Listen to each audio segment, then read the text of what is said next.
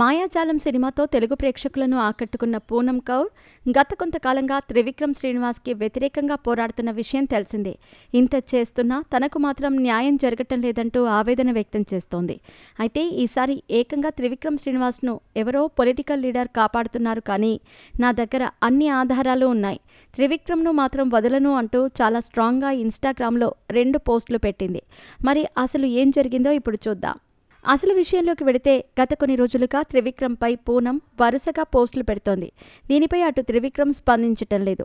ఇప్పుడు ఏకంగా నా దగ్గర అన్ని ఆధారాలు ఉన్నాయి, త్రివిక్రమ్ను ఎవరో పొలిటికల్ లీడర్ కాపాడుతున్నారు, అయినా సరే నేను త్రివిక్రమ్ను వదిలిపెట్టే ప్రసక్తే లేదు, ముందే చెప్పాను, మళ్ళీ కూడా చెబుతున్నాను.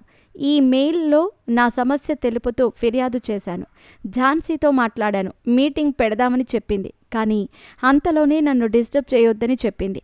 నేను ఎవరి పేరు చెప్పలేదు, త్రివిక్రమ్ శ్రీనివాస్పై నాకు ఫిర్యాదు ఉందని స్పష్టంగా చెబుతున్నాను అంటూ చాలా గట్టిగానే చెబుతోంది. అంతే కదా, ఝాన్సీతో చాట్ చేసిన స్క్రీన్ షాట్లను కూడా ఆమె తాజాగా షేర్ చేసింది. దీంతో గత కొంతకాలంగా రహస్యంగా ఉన్న ఈ గొడవ ఒక్కసారిగా తెరపైకి వచ్చిందని చెప్పవచ్చు.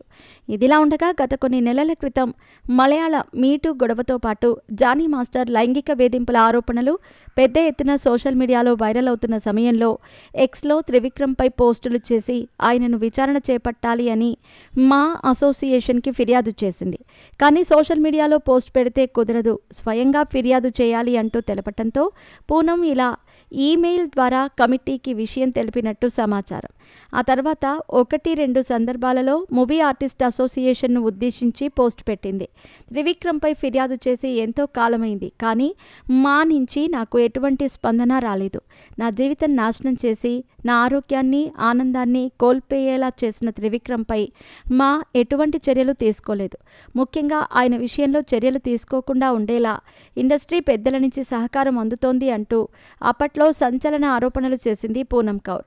అంతలోనే ఏపీ ముఖ్యమంత్రి చంద్రబాబును కలిసినప్పుడు త్రివిక్రమ్తో సమస్య తీరిపోయిందని, అందుకే పవన్ భాగస్వామి అయిన కూటమి సీఎంను పూనం కలిసిందని, ఇకపై ఎటువంటి ఫిర్యాదులు ఉండవని కూడా నెటిజన్స్ అనుకున్నారు. కానీ అంతలోనే ఒక పొలిటీషియన్ తనను కాపాడుతున్నాడు అంటూ మళ్ళీ ఈమె పోస్ట్ పెట్టడం సంచలనంగా మారింది. మొత్తానికైతే ఇన్స్టాగ్రామ్ స్టోరీలో పూనం పెట్టిన స్టోరీ అందరినీ ఆశ్చర్యానికి గురిచేస్తోంది. ఇకపోతే త్రివిక్రమ్, పవన్ కళ్యాణ్ మంచి స్నేహితులన్న విషయం అందరికీ తెలిసిందే. ఇప్పుడు త్రివిక్రమ్ వెనుక పవన్ కళ్యాణ్ తప్ప మరొకరు ఉన్నారా అనటానికి కూడా ఆధారాలు లేవు. కాబట్టి పవన్ కళ్యాణ్ని కూడా ఇండైరెక్ట్గా ఈమె కామెంట్లు చేసిందా అనే కోణంలో నెటిజన్లు తమ అభిప్రాయాలు వ్యక్తపరుస్తున్నారు. మరి ఇప్పటికైనా త్రివిక్రమ్ దీనిపై స్పందిస్తారో లేదో చూడాలి.